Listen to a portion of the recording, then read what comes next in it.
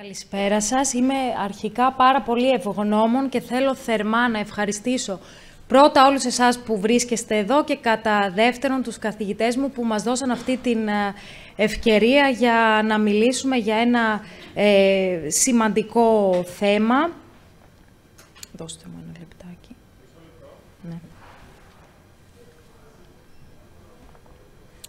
Το οποίο δεν είναι άλλο από τον καρκίνο του παχαίου εντερού, το εντερικό μικροβίωμα εννοείται, αλλά και το κομμάτι της διατροφής. Αρχικά λίγα λόγια για το πώς είναι το μικροβίωμα των ασθενών που έχουν την νόσο. Παρατηρούμε μία μείωση της ποικιλότητας των ωφέλιμων βακτηρίων, αλλιώς θα λέγαμε μία δυσβίωση στο εντερικό μικροβίωμα των ασθενών, διαταραχή δηλαδή στην ισορροπία των βακτηρίων, και όλες αυτές οι αλλαγές έχουν τελικά επίδραση και στην ανοσολογική απόκριση των ασθενών. Στην εικόνα παρατηρούμε ότι συγκεκριμένα είδη βακτηρίων κατά βάση γκραμ αρνητικά, κατά κανόνα, είναι υπεύθυνα για την ανάπτυξη και την εξέλιξη της νόσου. Πώς το κάνουν αυτό? Έχουμε αυξημένη βακτηριακή προσκόλληση στην επιφάνεια του επιθυλίου, φλεγμονή από τις τοξίνες των βακτηρίων, βλάβες στο γενετικό μας υλικό και μπορεί να πυροδοτηθεί η εξέλιξη της νόσου μέσω της ενεργοποίησης ορισμένων μονοπατιών. Σε αυτή την εικόνα βλέπουμε ότι κατά κανόνα, όπως είπαμε, τα γκραμ θετικά βακτήρια, όπως είναι το Lactobacillus, βρέθηκε να σχετίζονται αρνητικά με την ανάπτυξη και την εξέλιξη της νόσου, ενώ τα γκραμ αρνητικά βακτήρια, όπως αναφέρθηκε και πριν, ένα από αυτά είναι το Akkermansia, βρέθηκε να σχετίζονται θετικά με την ανάπτυξη και την εξέλιξη της νόσου και φαίνεται, όπως βλέπουμε και στην εικόνα, να είναι αυξημένα στους ασθενείς με καρκίνο στο παχύ έντερο. Λίγα λόγια για τα συγκεκριμένα βακτήρια που είδαμε και παραπάνω. Το Fusobacterium nucleatum βρέθηκε να είναι αυξημένο σε ασθενείς και ακόμα περισσότερο αυξημένο στα πιο προχωρημένα στάδια της νόσου, όπου αναμένουμε και μικρότερο προσδόκιμο επιβίωσης των ασθενών. Επιπλέον, το συγκεκριμένο βακτήριο ελαττώνει και την απόκριση του ανοσοποιητικού συστήματος. Προχωράμε με το Campylobacter jejuni και αυτό βρέθηκε να είναι αυξημένο στους καρκινοπαθείς με καρκίνο στο παχύ έντερο, όπως επίσης και ένα άλλο βακτήριο, το Bacteroides fragilis, σημαντική αύξηση σε ασθενείς, ειδικά σε ασθενείς προχωρημένου σταδίου, όταν αυτοί συγκρίθηκαν με ασθενείς αρχικού σταδίου, Enterococcus faecalis, και αυτό σημαντικά αυξημένο στους ασθενείς, όπως επίσης και τα sulfate reducing βακτήρια, για τα οποία βρέθηκε ότι είναι αυξημένες οι ποσότητές τους στα κόπρανα των ασθενών. Προχωράμε τώρα στο κομμάτι της διατροφής. Στους πίνακες βλέπουμε συγκεκριμένα διατροφικά μοτίβα, πώς σχετίζονται με την νόσο, κάποιες μελέτες που έχουν γίνει και ποια είναι τα χαρακτηριστικά της κάθε διατροφής. Ξεκινάμε με μεσογειακή διατροφή, η οποία πέραν του ότι μειώνει τον κίνδυνο για εμφάνιση καρκίνου στο παχύ έντερο, φάνηκε ότι η τήρησή της μειώνει και τον κίνδυνο θνησιμότητας στους ασθενείς. Συγκεκριμένα, μία μελέτη έδειξε ότι η μεγαλύτερη συμμόρφωση στη μεσογειακή διατροφή μειώνει κατά 10% τις πιθανότητες να εμφανίσουμε καρκίνο στο παχύ έντερο, και μία άλλη μελέτη με περίπου 1.300 ασθενείς οι οποίοι είχαν μεταστατικό καρκίνο στο παχύ έντερο, δηλαδή μιλάμε για μία ακόμα πιο βαριά μορφή της νόσου, φάνηκε ότι όσοι είχαν υψηλότερη συμμόρφωση στη μεσογειακή διατροφή, τόσες μικρότερες ήταν και οι πιθανότητες θνησιμότητας. Προχωράμε με το fasting, ή αλλιώς διαλυματική νηστεία. Φάνηκε να είναι η πιο αποτελεσματική διατροφική παρέμβαση και για την πρόληψη αλλά και για τη θεραπεία του καρκίνου στο παχύ έντερο, γιατί αλλάζει τον ενεργειακό μεταβολισμό στα καρκινικά κύτταρα, αναστέλει την ανάπτυξη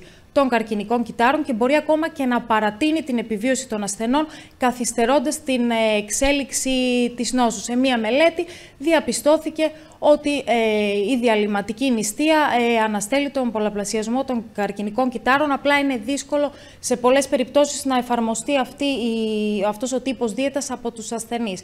Προχωράμε με την κετογονική διατροφή. Πολλές μελέτες έχουν δείξει ότι και η κετογονική διατροφή επιβραδύνει αποτελεσματικά την ανάπτυξη της νόσου. Συγκεκριμένα σε μία μελέτη, όπου 24 από τους 49 ασθενείς υποβλήθηκαν σε κετογονική διατροφή, φάνηκε να είχαν καλύτερη ανταπόκριση στην ακτινοθεραπεία και βελτιωμένη ποιότητα ζωής κατά τη διάρκεια της θεραπείας.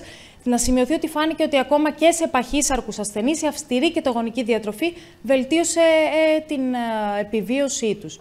Προχωράμε λίγο σε κάποια συγκεκριμένα τρόφιμα και τι έχει βρεθεί για αυτά. Ξεκινάμε με τα επεξεργασμένα τρόφιμα, αναφέρθηκαν και προηγουμένως. Είναι υπεύθυνα για την παραγωγή καρκινογόνων μεταβολητών και ογκοτοξινών που σχετίζονται ισχυρά και συγκεκριμένα με τον καρκίνο στο παχύ έντερο. Βλέπουμε και το κόκκινο κρέας στη λίστα, για το οποίο έχει φανεί ότι η αυξημένη κατανάλωσή του αυξάνει περίπου κατά 80% τον κίνδυνο θνησιμότητας στους ασθενείς, συγκριτικά με τα άτομα που καταναλώνουν τις τυπικές μερίδες. Για παράδειγμα, 150 γραμμάρια κρέας μία φορά την εβδομάδα, κόκκινο κρέας. Προχωράμε και με το αλκοόλ, δεν γίνεται να λείπει από τη λίστα, προκαλεί δυσβίωση στο εντερικό μικροβίωμα, διότι μεταβολίζεται από αυτό σε τοξικά ενδιάμεσα που μπορεί να οδηγήσουν σε καρκινογένεση, αλλά ακόμα και όταν έχουμε την νόσο να την επιταχύνουν δυνητικά. Τρόφιμα που έχουν σχετιστεί αρνητικά με την νόσο. Ξεκινάμε με τρόφιμα που έχουν υποστεί ζύμωση. Φάνηκε να είναι προστατευτικά για το βλενογόνο του παχαίου εντέρου και για τη διατήρηση της ποικιλότητας των βακτηρίων, που όπως είπαμε είναι μια επιθυμητή κατάσταση. Έχουμε τελικά και μείωση του κινδύνου για εμφάνιση της νόσου. Έπειτα προχωράμε με τα αντιοξυδωτικά, τα οποία πέραν του ότι μειώνουν το οξυδωτικό στρες, ενισχύουν και την επιβίωση των μικροβίων που είναι υπεύθυνα για την παραγωγή λιπαρών οξέων βραχίας αλίζου, τα οποία είναι πάρα πολύ σημαντικά, μπορεί να έχουν αντικαρκινική δράση και να ενεργοποιούν την απόπτωση στα κύτταρα και συγκεκριμένα και στα κύτταρα του καρκίνου στο παχύ έντερο. Αδιάλυτες φυτικές ίνες, έγιναν και κάποιες αναφορές προηγουμένως. Δεν γίνεται να λείπουν από τη λίστα, γιατί είναι αυτές που θα αυξήσουν τα βακτήρια και θα έχουμε τελικά παραγωγή των οξέων που αναφέραμε. Έχουμε πάλι και μείωση του κινδύνου για την νόσο, μία αναφορά και στις πολυφενόλες, οι οποίες ανήκουν στα αντιοξυδωτικά, ευνοούν την αύξηση προβιωτικών οργανισμών και πάλι έχουμε αναστολή της φλεγμονής, ανακούφιση από την κολίτιδα και μείωση τελικά του κινδύνου για καρκίνο στο παχύ έντερο.